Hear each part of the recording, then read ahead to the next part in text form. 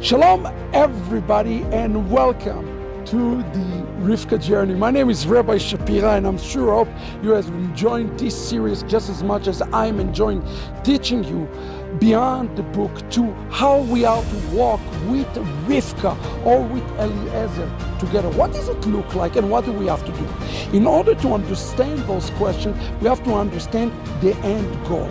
The end goal found in Jeremiah chapter 31 verse 1. God said, look, I have a family and I want to unify this family. And this family is called Israel. And the way God defined Israel is those who are part of the physical branch and those who are grafted in to the Jewish people. So God's ultimate calling for each and every one of us is to be part of the rectification. The question is how we are being rectified. And this is important to understand. There are two different rectifications that absolutely must take place in this journey. Yitzchak have to be rectified, represent the Jewish people, the natural branch, and also Rivka, the nations have to be rectified. Yaakov and Esau both have something missing from them and they need each other, although they are opponents to one another and they are adversaries to one another. Judaism and Christianity are adversarial one another. You have to understand that Judaism cannot reach its full capacity, its full potential, unless it's recognized something that is found inside Christianity and vice versa. Christianity cannot fulfill its fullness and its full potential unless it's received something very valuable from the Jewish people. Listen to what the text is telling us in the book of Leviticus 26 verse 42, and it says, then will I remember my covenant with Jacob.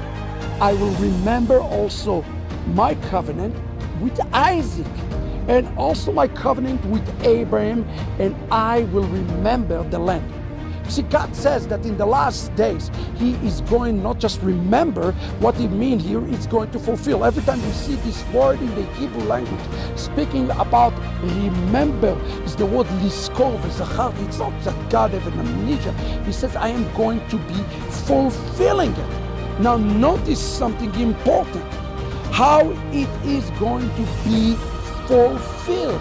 It is going to be fulfilled when Jacob becomes full. You see, there's something amazing about this text. Jacob's name have an extra letter that is added to his name. It's the letter Vav that is added to his name. Yaakov has the letter Vav. And this letter Vav is the letter that associates with Eliyahu or Elijah, the prophet. And the same thing about the nations. Esau's name can be spelled Esau with a yod and Esau without a yod. When Esau becomes full when he receives something that is resembled the number 10, the letter Yud. Well, what resembled the number 10? The thing that resembled the number 10, beloved, is the 10 commandments. Both parties need something from one another. You see, and it says here in the book in page 109, Elijah the prophet will not return until Jacob prepare the way for the coming of the Messiah, until he is ready to attain the Vav. And prepare the way, he means prepare the family by unifying the heavens and the earth and unifying the remnant of Esau with Israel. The powerful and unique calling of the Jewish people is to restore the Eden dormant Vav. This Eden dormant Vav and the Eden dormant Vav is what the Jewish people need to restore. And how do they do it? By returning them to Yeshua. Esav is the same letters as the word Yeshua. What is missing? The letter Yod. Returning to the covenant, to returning to the promises, remember returning to the blessings. When the Gentiles take upon themselves their fullness, then the Jewish people are receiving something in return from the Gentiles. And then both groups can and will walk in their fullness. Listen to what I wrote at the bottom of page 109. Yet Jacob has a real mission to Edom. Could it be that the birth of Christianity 2,000 years ago signaled a great commission on obtaining the missing vow from Christianity to rectify it? The final stage of redemption and the Messiah coming will occur when Jacob fulfilled his calling to obtain what the prophet Isaiah told us, the treasure out of darkness. It says that in the book of Exodus chapter 13, it says that the remnant went out of Egypt. They were this mixed multitude. They were armed. This word in Hebrew, to be armed, is the same word as the word Messiah. The Gentile restored the Messiah to Israel.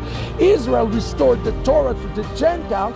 Both sides get fulfilled and get full, and in that we can enter into the banquet. What an amazing responsibility we have toward one another. We as Messianic Jews must take you out of the house of Rivka in order for you to fulfill your destiny, while we as Jews reap the benefit from your exodus. It's not a win or a lose. We all win together or lose together. So let us focus today on each other's fullness. And for us Jews, we should rejoice when you come out. And for you Gentiles, you should rejoice when we recognize the full and authentic Yeshua. Not the one that is found in Christianity, the one who walked and lived according to Torah 2,000 years ago.